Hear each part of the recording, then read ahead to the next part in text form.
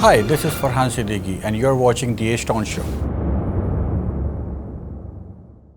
Hello ladies and gentlemen, welcome to the show, The H-Town Show with Farhan Siddiqui. As I always talk to you about my all guests which I am inviting on my show, they are really good. And I am basically going to pick a very good and professional people who really want to serve the community. They have a background, they are educated, they are intelligent, and they are nice and humble people. Today on my show, I have an opportunity to invite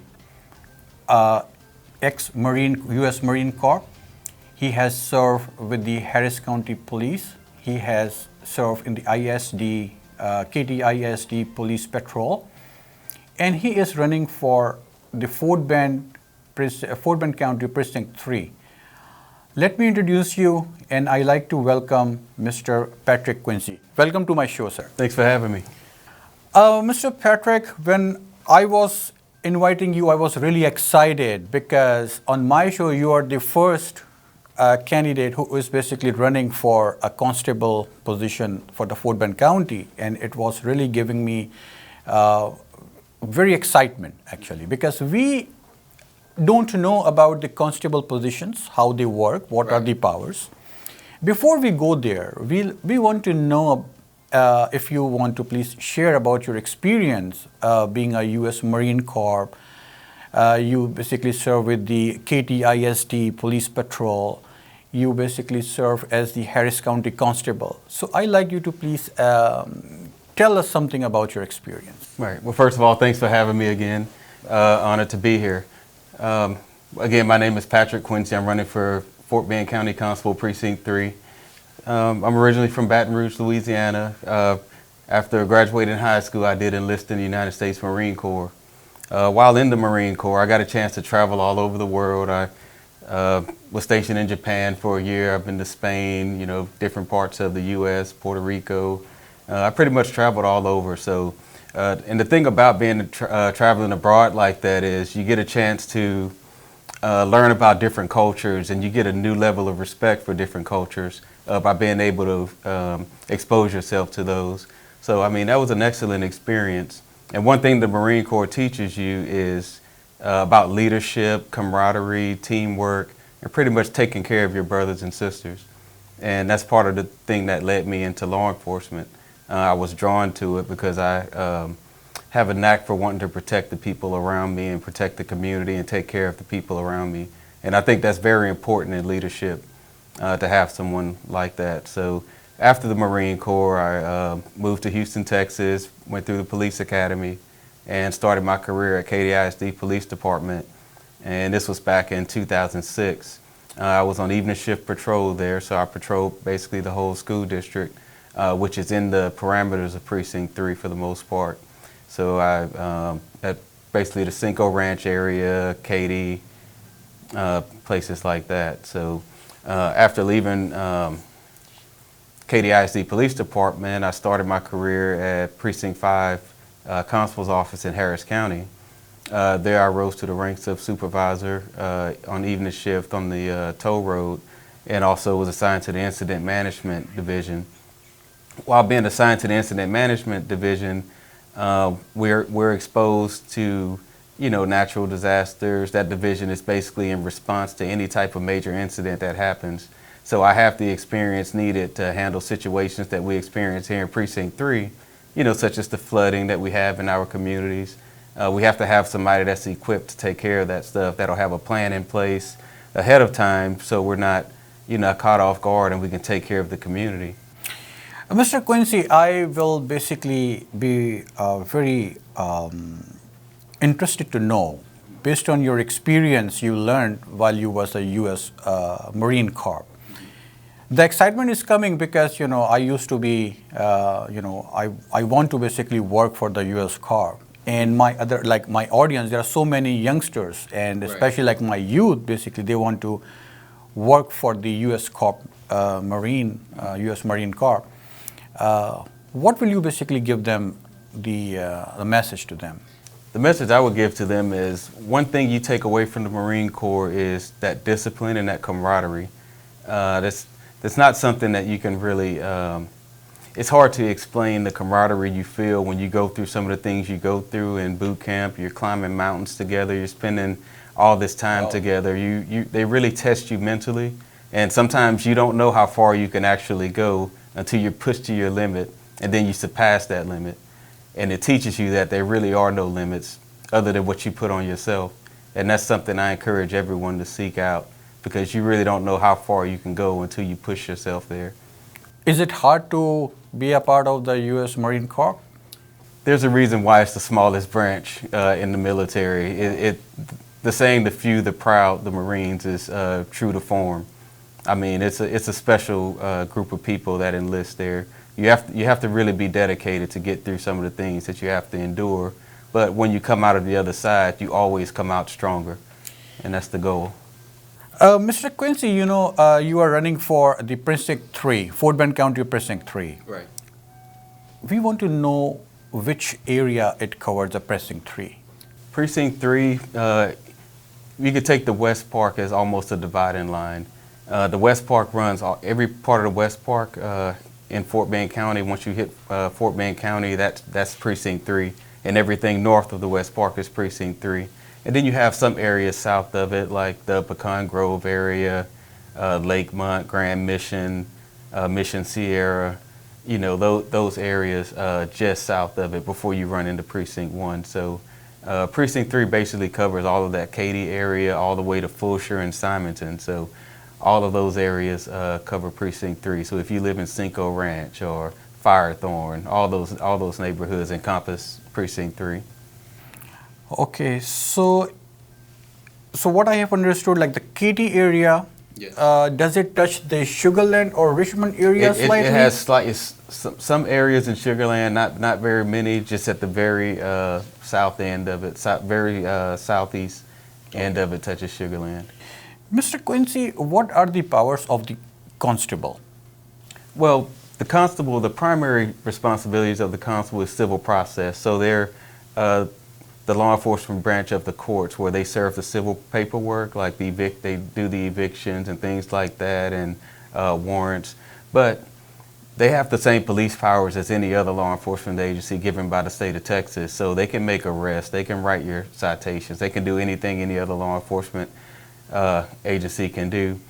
The thing that's special about the constable agency is because we utilize what's called a contract program. So let's say you live in a community and your HOA decide that you want supplemental patrol in your area.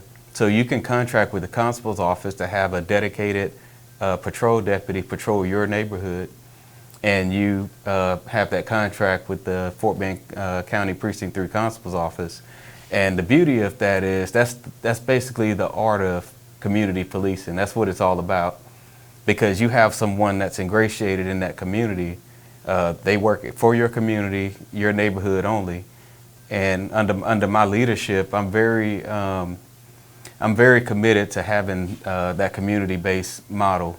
So you need to know who the deputy is that's patrolling your neighborhood. The first time you meet that deputy shouldn't be when something happens. When you move into that neighborhood, within a week or two, you should get a knock on the door with a deputy who's introducing himself to you, letting you know that, hey, I'm Deputy Smith, and I patrol this area. If you need anything, here's my card. Right. You need to know who I am. I need to know who you are. Yeah. We all have kids that, they play basketball, they ride their bikes in these communities. Yeah. And I just think it will be very beneficial for us to know who these deputies are, and these deputies to know who these families are that they're here to protect. Because the main part of law enforcement is to serve, is to protect and serve. Right. And that's what we need to do. We need to get service back into law enforcement. Mr. Gussi, what is the current crime rate in the Precinct 3? And how do you think that how you can find some room to make the community safer? Right. Well, in Precinct 3, we have, just like everybody else, we have a lot of, I want to say BMVs, but that's burglary motor vehicles. So we get our cars broken into, we get our homes broken into, and things like that. I think having a strong presence in the community can prevent a lot of that. We don't always want to wait for things to happen and respond to them. What we want to do is make our presence felt in our community so that criminals know they can't come into Precinct 3 and break into your house because we're already there. They don't come into precinct 3 and break into your car because they know we're going to be there. All right. I really like your thoughts that you said that the deputy needs to know the people. They should basically come and talk with the people of the neighborhood. That way, the neighborhood have more confidence and a good trustworthiness on the deputies and the police department. Exactly. I wish you win this this election and you take over the things. What are your plans once you win? Some of my plans, one of my immediate plans is to make sure that our department and our command staff is just as diverse as the community we serve. You know, Fort Bend County is one of the most diverse counties in the country. Right. So we have to make sure that our agencies reflect that, and we need representation from the communities that we're serving. I just think when you go into a community, if you represent that community, you automatically can build that trust that's been lacking in law enforcement here lately. Right. Another plan I have is to expand our contract program, because I think the more deputies we can put into our communities, the safer they'll be. And that's what I'm all about, is keeping our communities safe. You know, response times are very important. Correct. You have to think, we can't always depend on the sheriff's office. You know, the sheriff's office has to patrol the entire county, all the rural areas, the areas away from the city. So if you have a sheriff's deputy in your area and they get something happens 30 minutes away, they have to respond to that. Right. Whereas if we have a constable assigned to your neighborhood, he's only in your neighborhood. So you can be talking about the difference between 15 minutes to respond to an incident at your home versus 2 minutes. Oh, yeah. Okay. So, and the difference between 15 minutes and 2 minutes can be life or death. So we have to make our presence felt in these communities. So, Mr. Quincy, will you be supporting to hire more police officers, or the patrolling officers, the community volunteers? Do you have something like this kind of a plan in place? I do. And part of our hiring process to hire more officers is, a lot of it is dependent on that contract program. So as we grow more contracts, we hire more deputies to patrol those areas. There's also a few other things that I'm planning to do pretty early on. I'm real big on protecting people that can't protect themselves. So one of the things that I want to do is establish a victims assistance and domestic violence liaison within our agency, because I want people to have an outlet or somebody that they can go to if they're having those issues. And I want to have somebody that specializes in giving them the resources they need to get out of those situations, to have someone to go to. And we can accomplish that through grants. We did it at Precinct 5, so it doesn't cost the taxpayer anything. Okay. But so I feel like the mission should be to offer more without adding too much to the budget. Right. You know, and I think we can accomplish that. As you also mentioned that the Fort Bend County is a most diversified county itself. Right. And do you think we should have any a community like especially like a minority communities should basically form a committee where we can talk about different problems, different discussions about the communities facing. For example, for example, the Muslims basically they have 2 holy celebrations and they have 1 whole month of Ramadan, and they have some mosque there. When usually they go like during the sunset time in the mosque, they do some kind of fasting stuff. And I have seen this here at the Mariam Mosque, which is by the 99 Highway 99. Right.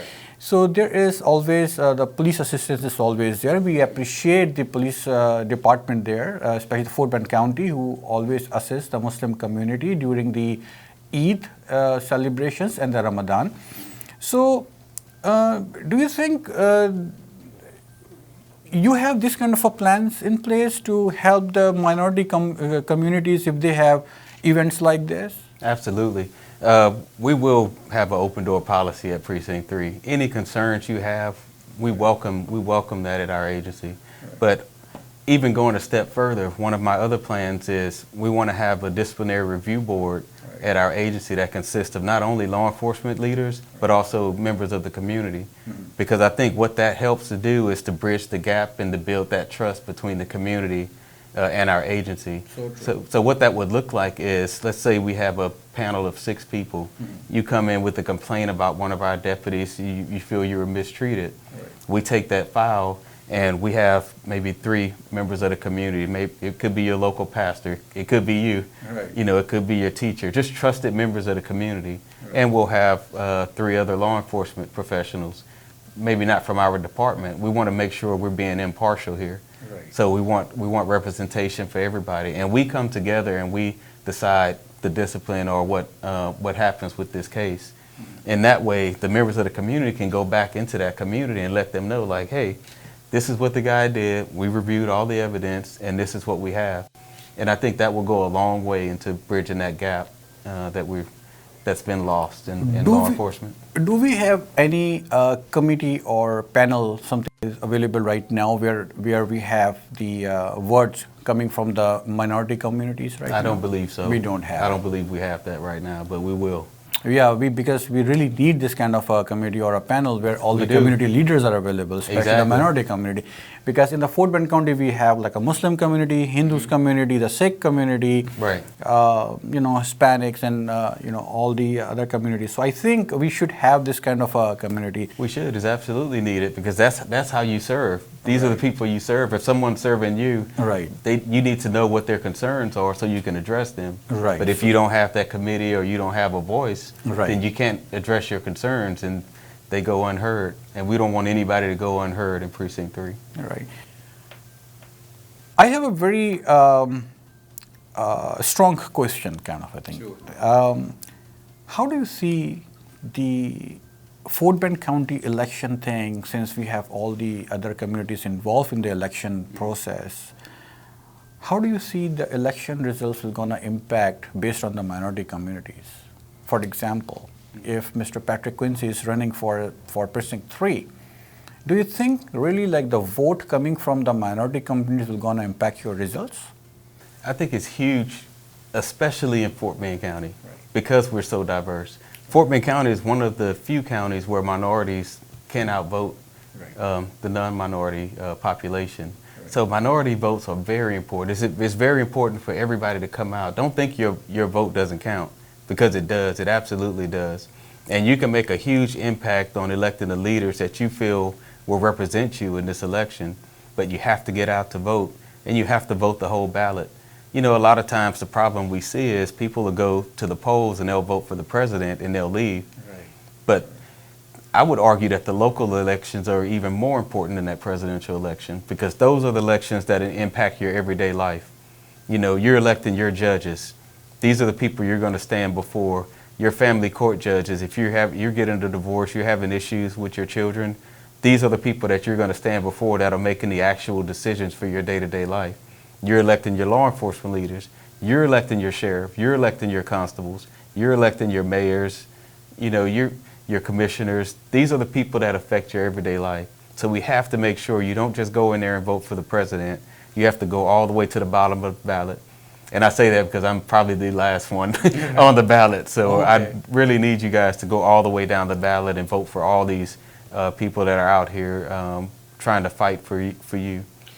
So really, as Mr. Patrick Quincy, who is running for the Fort Bend County Precinct 3, please, community people, go vote, whoever you want to vote for, but please use your right, vote the people, so at least you can use your vote to select an educated, experienced, or really for the people who really want to do something for your community, for you. I will basically request you to please go and vote Mr. Patrick Quincy, who is running for Fort Bend County Precinct 3. It's a time for a break. When we will come back, we'll talk more with Mr. Patrick Quincy. Hi, this is Farhan Siddiqui, and you're watching The H-Town Show. Welcome back, ladies and gentlemen. Before the break, we were talking with Mr. Patrick Quincy, who is running for the Fort Bend County Precinct 3 Constable. Mr. Patrick Quincy, since you have served or serving with the KTISD police patrol thing, we all have kids and they go to the schools. The major concern is their safety. Right. We have so many incidents we have seen in the past. And of course, we even don't want to think even, God forbid, they're going to repeat in the communities. Right. Do you have any plans to save this, to make the schools a safer place, whether it's like attacks, these kind of things, or the drugs, or Right. so? What do you have a plan? I do actually, and like you said, coming from KDISD world, I'm very sensitive to the needs of the school district police departments. So we plan to work very closely with the ISD police departments that fall within Precinct 3. I hear Lamar Consolidated is upstarting their police department, so we want to work very closely with them, assisting them with anything they need. All of our officers will be trained in alert training to be able to respond to critical incidents that could occur at the school and be able to support those ISD police departments. I already have extensive relationships with the leadership at KDISD Police Department right now, so that's something that I plan to increase and carry on in the future. So those partnerships, working alongside those ISDs and doing whatever we can to protect our community and our children, I mean, that's paramount and very important. Right. Let's talk about the defunding police. What do you want to say about that? Well, I actually get asked that question quite a bit, and I guess my take on defunding the police is, first of all, I want to know what it means to you, because some people think abolish the police, which I don't agree with. I think we're here to protect, and I think most people understand that. Defunding, especially in Fort Bend County, I think the way to make things better is sometimes to even increase the funding in those things. I'll give you an example. We focus a lot on the mental health aspect of our community, and we should. And we need to be able to recognize mental health, people in mental health crisis. So all of our deputies will be trained in mental health crisis, but also we need to be able to recognize the mental health of our deputies that we're putting out there on the streets. Our supervisors need to be able to tell if our deputies are having a hard time or they're having a mental health crisis, and we have to be able to address that, because oftentimes what you see in some of these police videos, some of these deputies or officers that are out there, some of them are not in any mental shape to be out there with a gun and a badge, you know, patrolling the neighborhood. It's a safety issue. So we have to be able to put resources in our department, make sure people have someone to talk to, make sure they can seek counseling if they need it. And actually, in my department, I plan to make it mandatory for us to be able to bring someone in to talk to people, maybe on a quarterly basis, just to have somebody to talk to be able to voice those concerns or issues that may arise, because law enforcement is a difficult profession. You see some of the worst of the worst, and it can take a toll on you mentally and physically. Right. So you have to be able to give people an outlet to be able to make sure they're healthy enough mentally to continue going out there to serve the public, because that's what it's all about. We have to be able to serve the people and protect them, but we can't effectively do that if we're going through a mental health crisis ourselves. So true. So things like that is going to cost more resources. So we need those resources to make our agency better and to better protect our community. Do you think right now the Precinct 3 residents are well connected with the police department, the fire department, the EMS? Do you think that there is a very good link between these departments with the communities right now? I think in some cases things are isolated. I don't know how well the different agencies work together. I think it's been well documented that the sheriff's office doesn't always work very well with the constable agencies, and part of my plan is to try to bridge those gaps, because I think at the end of the day what we want to do is serve the public. And when we don't work together, the only people that suffer is the community. So we have to put those differences to the side and do what's best for the community at large. That's what we're here for at the end of the day. Mr. Quincy, do you support carrying an ammunition, carrying a gun, this kind of a law? Do you support that? What do you mean, like open carry? Yeah, open carry or Yeah, I have no concealed. problem with concealed carry licenses. I'm very pro 2A. Okay. You know, I believe in your right to protect yourself and to protect your family. Okay. If I have the right to protect my family and my home, I feel like you should have that same right. Do you think there are some extra caution needs to be done for registrations, or like Is there any Absolutely. age limits? Like, for example, we have for smokes 21 years or something, Right. alcohol or something. Right. You think like we should have like some kind of an age limit to carry or buy the ammunition? Something To like buy ammunition, well, when you go into the military at 18, you can carry a firearm. So I don't see any reason why it can't be the same that? Okay. in the civilian world also. If Uncle Sam thinks you're mature enough to be able to handle a firearm, then who am I to say anything different? Okay, okay, that's fine.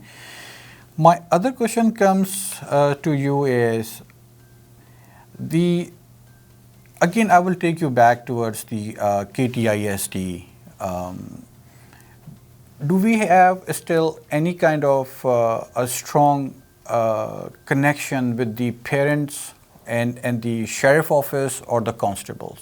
Do we have this kind of a link or bridges between these three group of people? As it relates to the Yeah. school the school district, I don't know if they're very actively involved in the school district because they have the ISD police, but I think it's important for us to work hand in hand with the ISD police. So that's one of the things that I plan to implement when I take office, just to make sure we do have that bridge. And another thing that I also plan to do to reach our students is I want to implement a Police Explorer program. So what that would do is that will take kids and give them the opportunity to work within our police department. They kind of get to see how things function.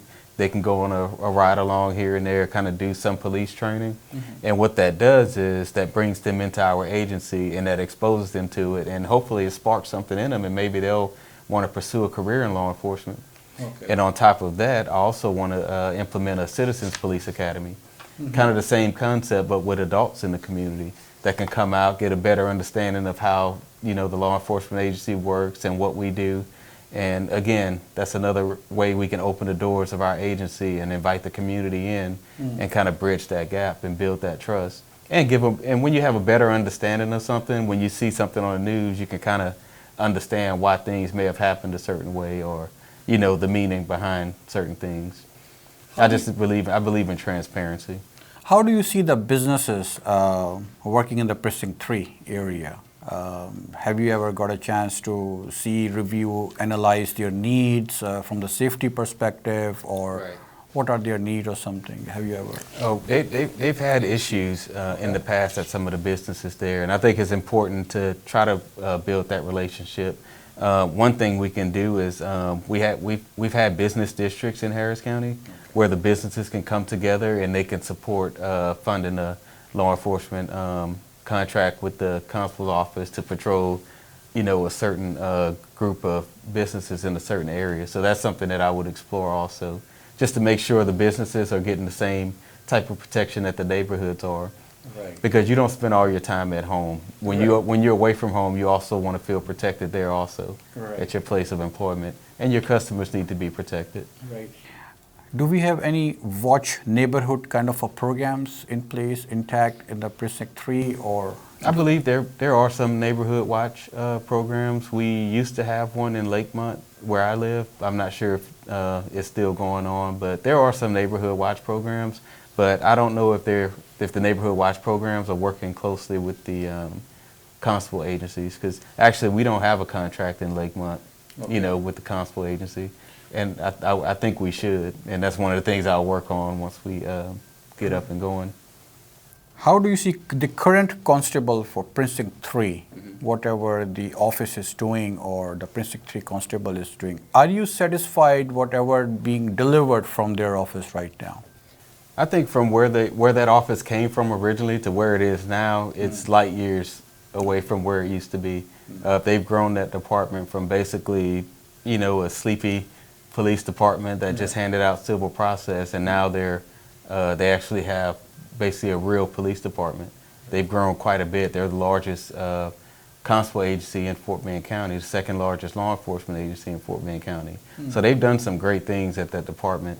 And what I look forward to do is expanding on those and taking it a step further. So I think we have a similar philosophy as far as what we think a constable agency could be.